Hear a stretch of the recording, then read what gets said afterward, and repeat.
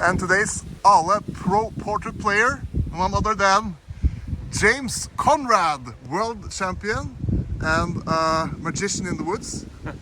Oh, I'm super excited. Ale, I've been loving this property already, but I've heard nothing but good things about the yellow track, and this is going to be my first time seeing it, so I'm very excited to see some sweet wooded lines and throw some good putter shots.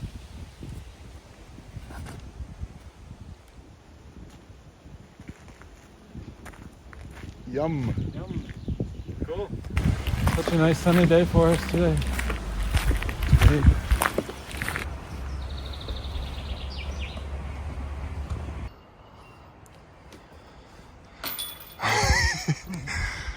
That's the warm-up. Warm-up, yeah.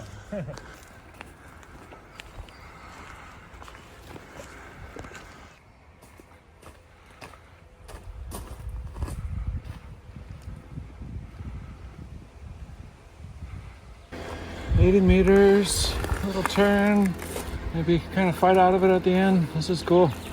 I love the little touchy 80-meter shots. I think it's just so much more fun than just throwing as hard as you can every time. So.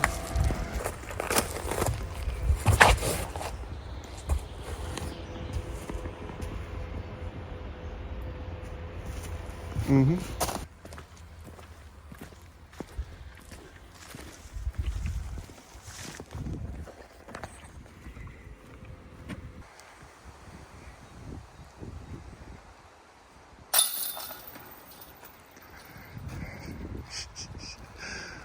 I'm getting goosebumps, man. So awesome. Cool. I love all the big rocks out here, and I do a little rock climbing, so I'm just like, oh, maybe I could do a little boulder there. What are your favorite things to do when you're not playing? I'm kind of like a science fiction and fantasy book nerd a little bit, so I like to listen to audiobooks or read books. I think that that's a really nice way to just kind of spend the downtime. Also, I spend a lot of time driving, so audiobooks can be huge for helping pass that time. A couple of my favorites are Joe Abercrombie. He does really dark fantasy, and he's one of my favorite authors. I just started his newest book called The Devils, and then the most recent series that I got super hooked into was a series called Red Rising. It's kind of a dystopian society that's sorted by colors. The red would be the lowest and the gold is the highest, and kind of like a revolution story. That's a really good series. I play some video games too. That one kind of depends on the time and what else I have going on. I think it's easy to get sucked in where you play maybe a little too much, but sometimes in the evening play for a couple hours to unwind. I'd rather read or play a game compared to watch a TV or movie. I think it's just a little bit more stimulating for me and a little bit more fun for me. As far as games, lately I've been playing a little bit of, what have I been playing? So a little bit of Rocket League, a little car soccer. That's an old game that's fun, but what else? I play kind of a mix. I saw that a new Elden Ring Night Rain something just came out, so I haven't got that yet or anything, but that's one I'm kind of excited to check out.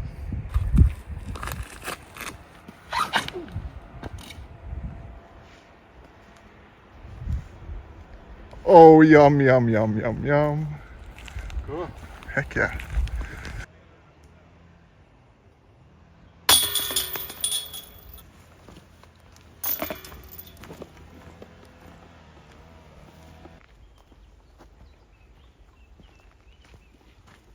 Thank you. Nice. So you just took for the hell of it, took the 25-step OB stairs? Yeah, those are nice. Hopefully it's not where you want your drive to go maybe, but it's very nice that they built that to at least make it easier and safer to get your disc, because that was a steep hill. You don't really realize when you're walking down the fairway, but it drops off pretty crazy, and I imagine especially on maybe a day that's not quite this beautiful, I bet it'd be very slippery and pretty dangerous to try to navigate hills like that. So it's awesome to see them just really take care of the whole property, really build up the infrastructure and stuff. Super cool. There was one comment in the dark web somewhere where someone said, I know that guy. We called him the unicycle guy. Yeah. When I was a freshman at Virginia Tech, I got a unicycle with a 36-inch wheel, about like a 1 meter wheel, so very large, and I kind of have to like get up onto it like this, like, you know, use my momentum to get up, and I think my head was probably at 8 feet or like 2.7 meters maybe, and I could ride pretty fast on it, and I would like commute from the dorms to class on my big unicycle. So people on Virginia Tech knew me as the unicycle guy, at least for that year. It was pretty funny. Yeah. Is it okay if I film? Yeah, it depends on how it goes. Get through. That's the sweet spot. Yeah, Have a good round. Talking about Virginia Tech, there's a lot of guys being famous for throwing stuff there. Okay. You got Michael Vick. Yeah. You got Del Curry. Okay. Yeah. Steph Curry's dad, Yeah, who was totally. also a three-point shooter. Uh-huh. And you got Bruce Arians, I guess, the coach. What is it about Blacksburg and Virginia and throwing stuff? I don't know.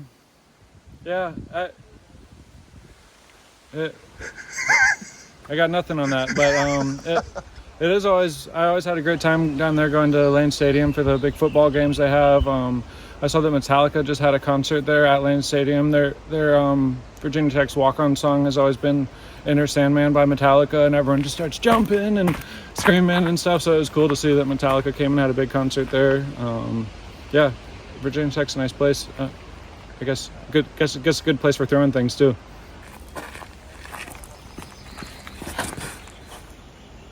Get off it. Oh yeah. You follow the line of the guy that he passes. showed me how to do. That's an old T sign. Yeah. That's cool.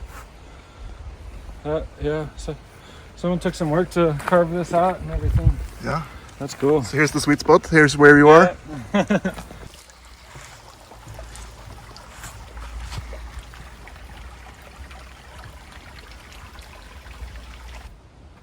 Thank you so much for wanting to be a part of this, man, and Yeah, you're welcome. for showing up early. That's Yeah. awesome. We didn't really have a time, so I guess I was right on time. Yeah. We're gonna blast one up the hill here.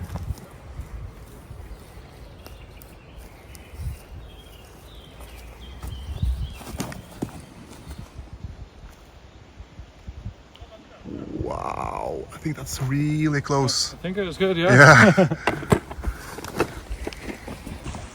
Look at this guy. I know that trolls are like a big, I guess, part of lore in like Norway. Is it the same in Sweden? Oh yeah. Oh yeah, I think so. Just as much. Even more in Norway maybe, but Okay, definitely. but both. Yeah. Cool. It's fun.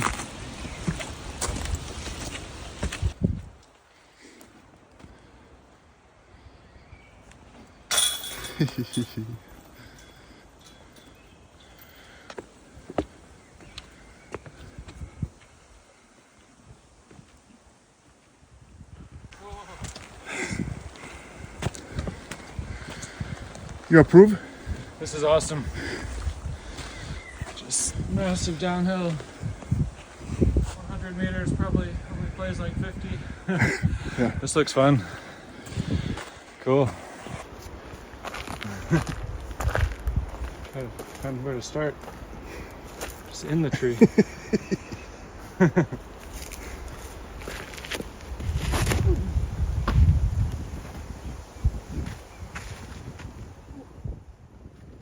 Oh! That's a good one. Heck yeah. Heck yeah. Awesome. Thanks. I kind of wish that the tournaments here had one round here. Yeah, that would be fun. It's such a perfect place to see old school disc golf at its finest, kind of. Yeah, I think so too. I think that already in Europe it's a little bit more old school style. A lot of what we play over here, which is part of why I like so much to come over here in the summer and compete. But like I was just watching the Portland Open, and to be perfectly honest, not entirely missing playing out at Gothenburg, trying to throw 600 feet every hole. Yeah. It's a different game, than trying to like shape really cool shots through the woods. Portlandia is one of my favorite TV shows, by the way. Talking about Portland. Oh yeah, Portland. Oh Yeah, my so funny. to have.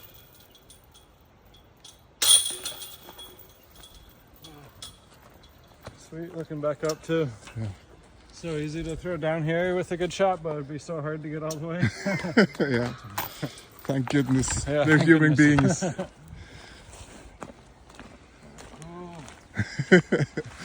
beings. There's just gem after gem after gem. Yeah, I love this. Like, yeah, 90 meters, about 300 feet. But just right there looking at it. But it doesn't mean it's easy. It could be pretty hard to have a good shot here. But a good one feels so nice. Oh, yeah. I picture a little hyzer, maybe 7 meters off the ground. Let it just never quite leak right, but almost try to the whole way. Let's see. Wow.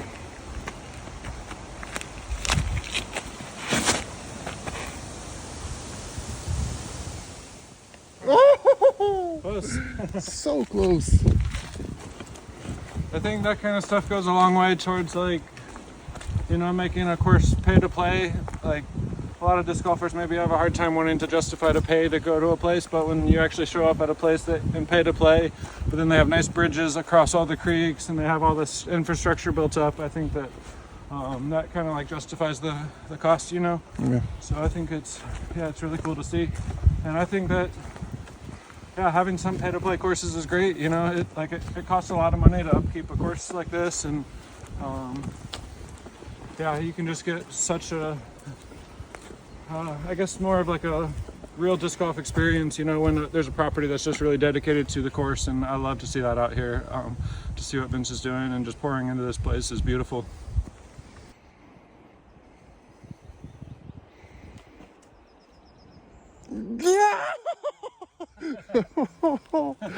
Wow. So close.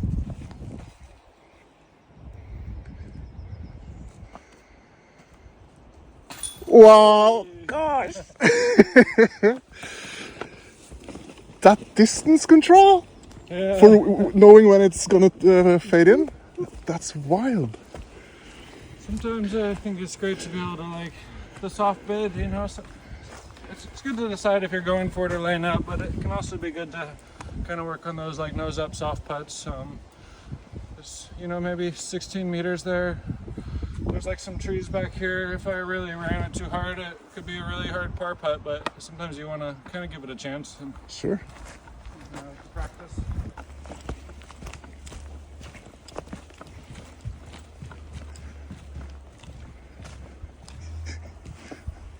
Whoa. What do you feel about the word identity crisis when it comes to disc golf?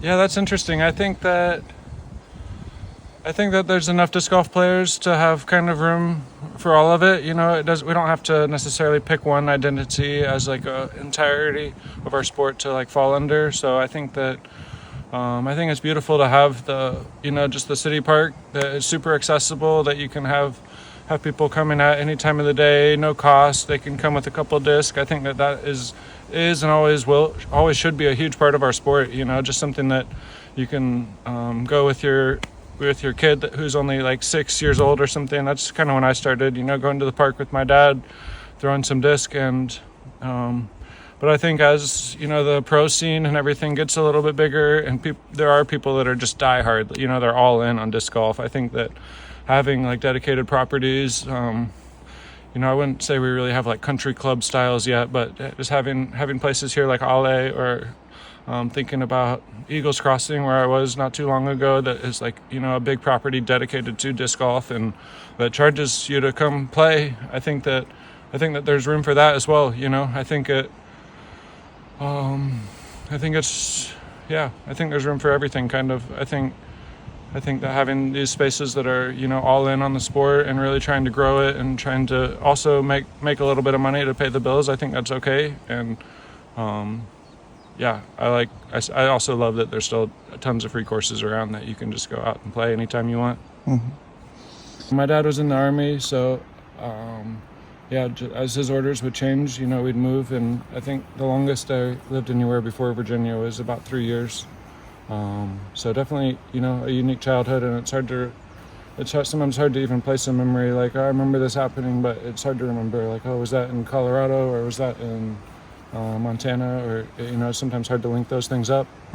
I think that I have some cool memories from probably about the time I was like 9 or 10 of playing disc golf out at Blue Valley, which is still a course that I've been able to play somewhat recently out in Missoula, Montana. Big mountain course, and I was just a little kid, walking around that course. I had like one thing I remember super specific is I had a 150 class DX Gazelle. That was like my, like a 149 gram Gazelle was like my main disc for a while back then. I think that moving maybe set me up in a way to have the flexibility and to be able to tour. Obviously touring is very different from, like, moving every week is different from moving every 3 years, but it just being adaptable and being able to live in different places and things like that is has always kind of come natural to me ever since I was a kid, I guess. I think I was 5 years old, possibly 6, right around then. And my dad didn't play before that. He had just learned at that time. That was about 1995, and we lived in Colorado Springs at the time. And I guess my dad was on like maybe an ultimate frisbee league, and one of the guys from the league invited him out to try disc golf, and he immediately fell in love, and pretty much immediately started bringing me along too. My dad got super good very quick. I think he played one amateur tournament in the maybe 1998 or something, maybe Fort Steilacoom Open out in Washington, and he won like a basket and stuff, and was like, oh, I guess I'm gonna play pro now. And growing up, he was, most of the places like we lived, a lot of times he was kind of the guy to beat. He was hovering around 990 for a lot of those years, 990 rated. And wow, it wasn't probably until I was maybe even 17 or something before I like actually beat him in a tournament. So it was a lot of years where he was kicking my butt, but I've gotten him back lately. The perfect day of disc golf for you. What are the necessities? Ooh, perfect day of disc golf. I think that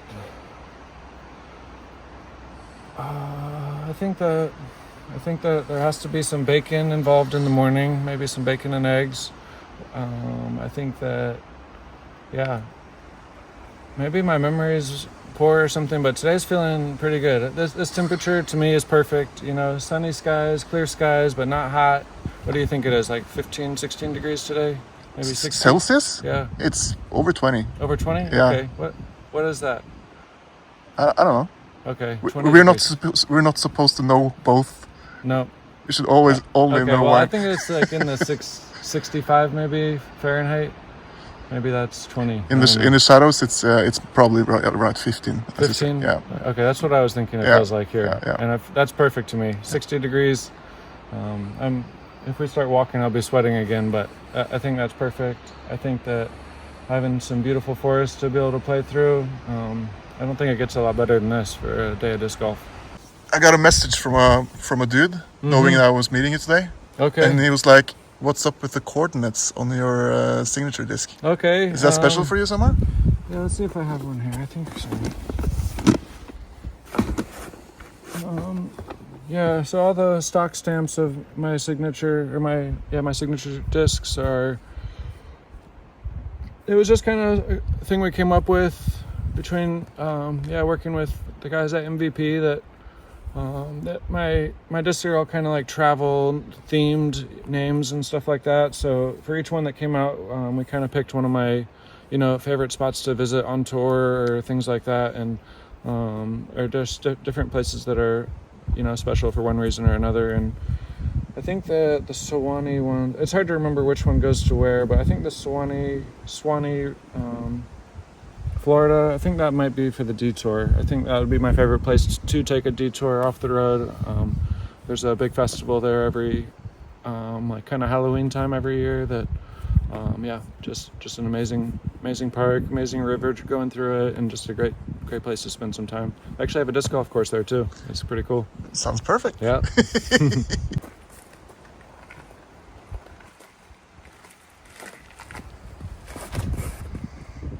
Yeah, that's it. That's how good as it gets. Cool.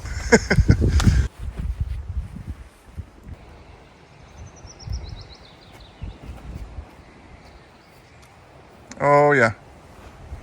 Oh yeah. See, it's not so bad from, what's that, 60 meters? That's about max distance though for me. Made it look easy. Is the tag on? I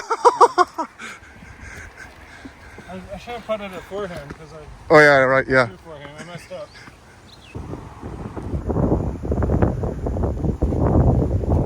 This one's cool. Kind of have like a split like this and meets back in the middle. I like this right side. I'm gonna try a little bolt hyzer.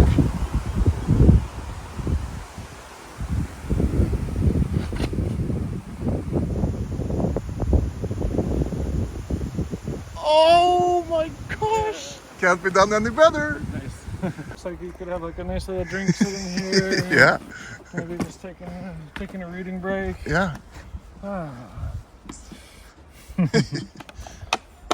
Cool. Halvan means halfway. Halvan. The halfway hole. Halfway. Great.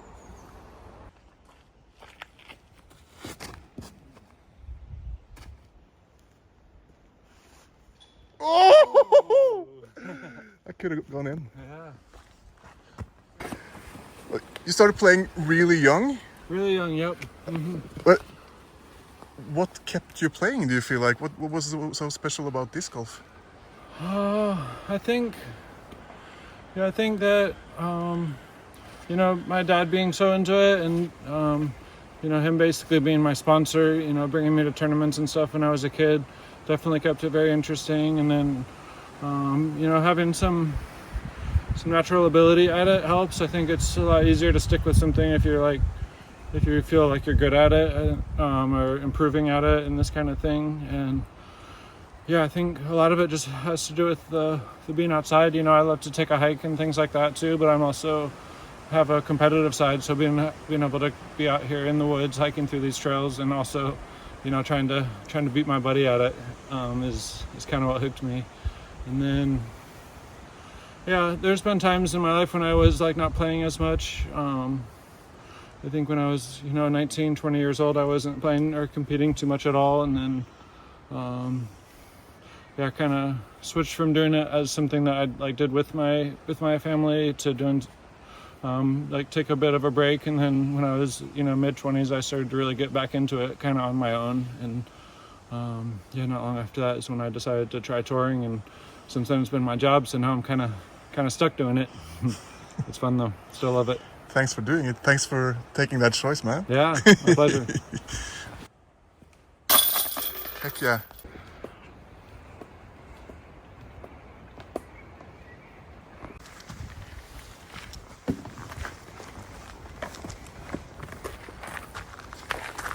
Seems nice.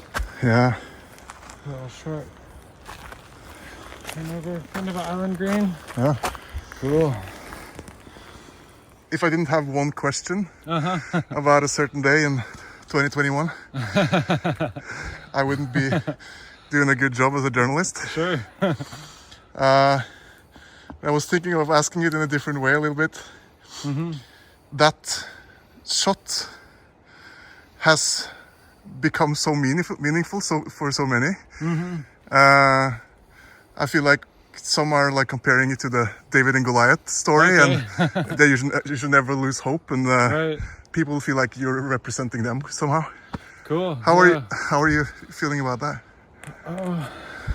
It's yeah, it's kind of sometimes hard to wrap my head around how it can be that important to other people. You know, just what I was able to do on that day. But it's yeah, it's a super special feeling. Like it's kind of indescribable, but it's so cool when people come up to me and share, you know, just how much it meant to them, and how it still just like brings them so much joy. And yeah, it's just a privilege to me to be able to it's still hard for me to kind of wrap my head around, like I was saying, that it could just be that important to that many people, and it's amazing that it is. And yeah, I feel very lucky that I'm able to just be out here doing what I love, you know, just walking through the woods and playing frisbee and competing and stuff like that, and that it can, you know, kind of be like a light for some other people, maybe that, yeah, something that they can look up to and something that they can get joy through. I think that that's really, really special, and it's really humbling to me. Are you okay with the expression, the holy shot? It's okay. Yeah, I'm not a very religious person or anything. So if maybe some people would think it is like a sacrilegious kind of a thing, but I think it's, you know, it's just in jest. Like it's just kind of funny, and you know, people have jokingly called me Disc Golf Jesus for a lot of years, so it just kind of like 1, 2, it just makes sense, you know. Yeah. It's okay by me. It's not something I would have necessarily like tried to coin myself, but it's okay. For those that weren't there, Greg can't stop talking about it, being in the crowd. I see him with this purple tie behind you there. How was the rest of that day for you after receiving the trophy and the guy with the American flag jumping into the lake behind you? How was the rest of the day? What were you doing? How was your feeling? Yeah, it was cloud nine. You know, it felt just that moment itself felt a little bit like magic. I felt like all the people there, you know, kind of helped me make the shot. You know, they believed in me and they wanted it to happen, and then together, kind of, we all made it happen. So just unbelievable that's how it went down. And then right after the awards and all that, I feel like there was a photo shoot with the PDGA. They take like the little photo that then goes on the on the PDGA website for the next year and stuff like that. So I feel like that was like that was a good moment. It's like, okay, just away from everyone else, and like yeah, it was okay. And then after that, you know, I had a ton of close friends from. I remember calling my mom and dad, and just my voice was like hoarse. I think it was already pretty late in Utah, and so it was even later on the East Coast. But I remember sharing that little phone call with them, and then yeah, we went to there wasn't a ton of food open. We ended up going to a bar. A good group of my friends, like Jordan was obviously there, and Nate and Paige and Ayla were there. I think Zoe and Dustin were there. I think that Kale was there. I remember we had a nice crew. It all kind of blends together, but I remember, like, I think that I came up on Sports Center, like in the bar that I was in, so that was pretty funny, and just had like some hamburgers, and then I think that number one, right? I think so. Yeah, I think it was number one, and then I think that a big group of us, there were some hot springs kind of in between Ogden and the little mountain village where we were staying, so we all kind of late that night just kind of soaked it up in the natural hot springs right along the little river. Super special all evening, just top of the world, you know. It was still like sinking in that I had won, and but yeah, felt really lucky to be able to share that with my friends around me, and yeah, still just nice to think about. How special must it be for you to call your dad that's so into disc golf and like knows every like how much that means? Yeah. How do you remember how he reacted? My dad was actually at a disc golf tournament that weekend in Tennessee at Harmon Hills, and I've heard this story from him and a few other people, but I guess they had probably the better part of 50 people, you know, all like gathered around some phones watching it, and I think that it was just a, you know, like kind of like a triumphant moment for him too, like to, and yeah, I think, you know, everyone there just super stoked for our family, for him, for me, and I know he just felt as proud as he could. Pretty special. You want to show me that Annie line that you did on 18? I'll try, yeah. People still sometimes ask if this is the one, but it's like one of the commemorative ones, obviously. Yeah. I do have that one in like a little case back home. You should, yeah.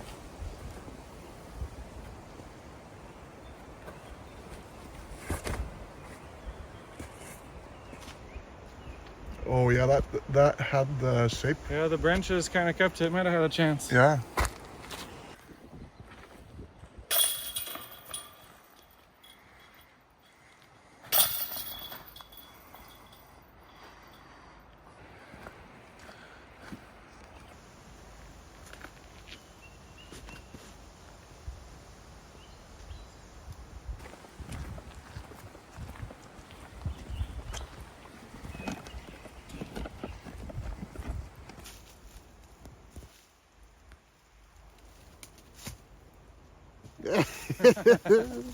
So when you do solo rounds, do you listen to audiobooks while playing sometimes? No, I don't like to really listen to things when I play at all. When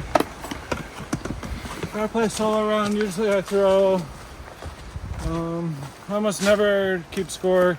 Usually throw at least 2 or 3 off most tees, sometimes 5 or 10 if I feel like it. And yeah, just kind of try to make some putts from different places. And yeah, I think it's very rare that I keep scoring around or that I,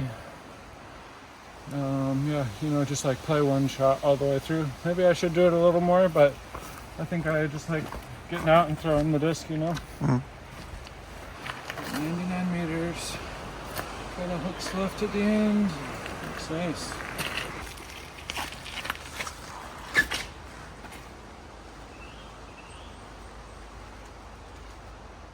Oh yeah. Oh yeah. Into the rock.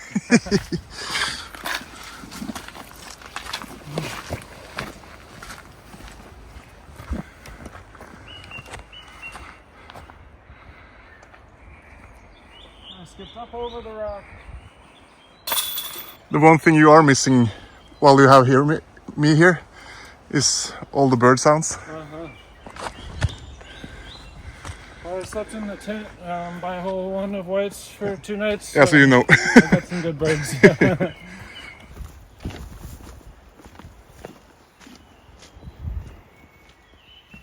this looks great. And this is the hole I'm most looking forward to seeing you throw, actually. Oh yeah, you can see the basket way over. Yeah. This is so sick. It's like Big Annie, and you have so much ceiling to work with. A lot of times these shots get really difficult if the ceiling is low, and then it's just impossible to get far enough right. But you can throw this so high and just get all the time to work right. This will be fun.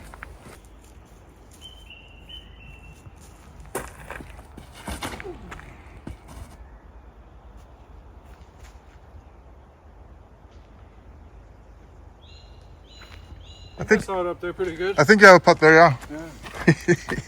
Oh, I love those shots. This shape so perfect for the Annie. Yeah.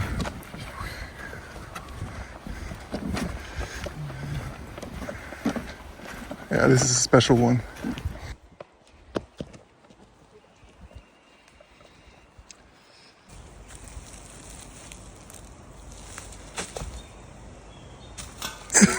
It's so pretty.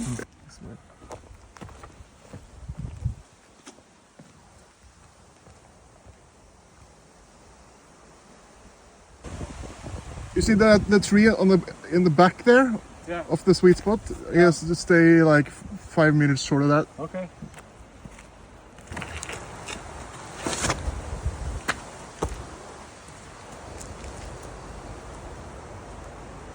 That's not short of that. That's attacking the fairway for the second. They look too fun. Wow. That's not short.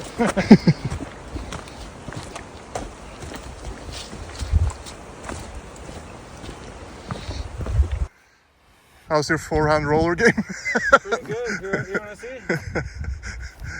I don't know if it's even a forehand roller line, but... Maybe.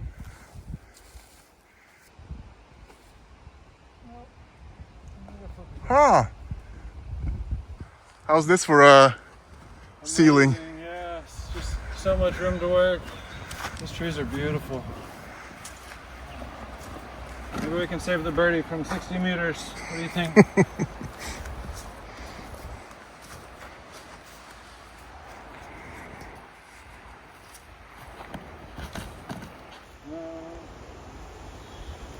Woo! This is nice. Makes like a very defined green. It's cool. It's a lot of work, huh? Yeah.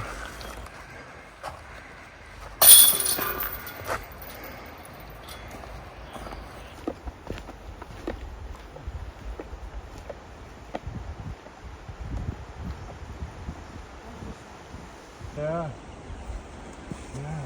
100 meters uphill. Pretty big shot.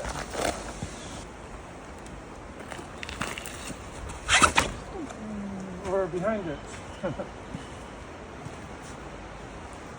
Oh yeah, that's a really good one. Yeah, me and Jordan have a little joke about this kind of color.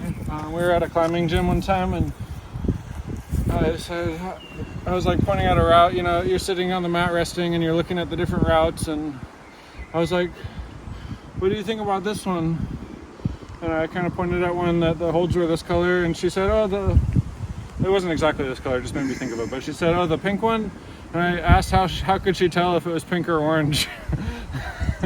So we joke about that. She's like, I mean, I looked at it, that's how I could tell. Maybe I'm not quite so good with my colors, I don't know.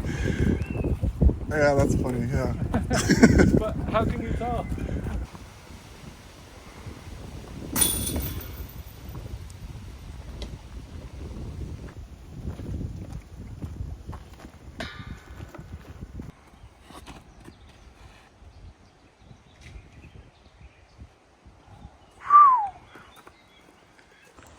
I think maybe they saved the best for last out here on the yellow course. 125 meters, big field goal to hit, really pretty green up there. This is an awesome hole. This has been a ton of fun playing the yellow course. It's just a lot of technical kind of shorter holes. You can really shape the disc through the woods. You can really visualize a shot and then try to make it happen. That's what disc golf's all about for me.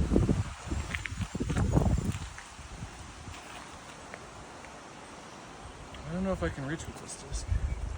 Maybe. Only one way to find out. I believe in you.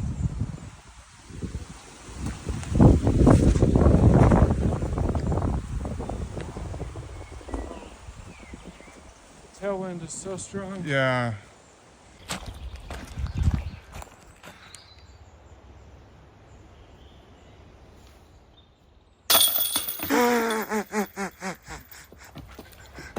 All right, guys. Thanks for playing the yellow course out here at Ale with me. I hope that you guys had a good time. I sure as heck did. If you ever get the chance to visit out here in Sweden, make sure you check out Ale. It's worth it.